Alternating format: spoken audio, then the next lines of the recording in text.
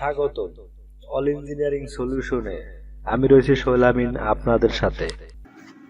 আজ আলোচনা করব ফায়ার টিউব বয়লার এবং ওয়াটার টিউব বয়লারের মাঝে পার্থক্য।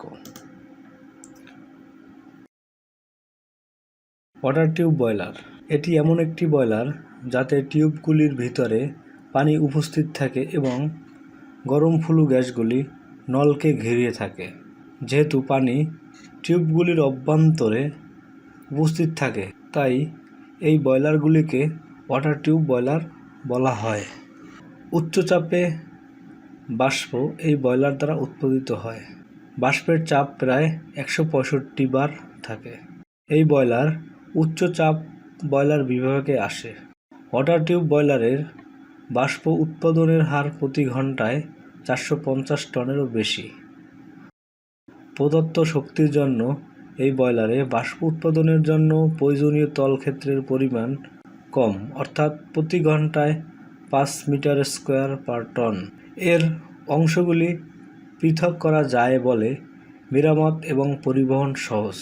অর্থনীতিবিদ সহ বলেন, ওয়াটার টিউব বয়লার সামগ্রিক দক্ষতা 90% পর্যন্ত। এটি সর্বদা ওঠানামা ভারে কাজ করে। পানি সঞ্চালনের দিকটি ভালোভাবে সংজ্ঞায়িত করা হয়েছে, অর্থাৎ পানি সঞ্চালনের জন্য একটি নির্দিষ্ট পথ সরবরাহ করা হয়েছে। এটার অপারেটিং ব্যয় বেশি। ওয়াটার টিউব বয়লার ফেটে যাওয়ার সুযোগ বেশি। এই বয়লার ফেটে গেলেও পুরো বয়লারের কোনো বড় ক্ষতি করে না।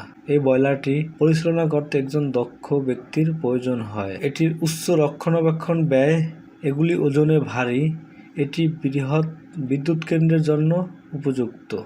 ফায়ার টিউব বয়লার এটি এমন একটি বয়লার যাতে গরম ফ্লু গ্যাসগুলো টিউবের অভ্যন্তরে উপস্থিত থাকে এবং পানি ওই নলগুলির চারপাশে ঘিরে থাকে।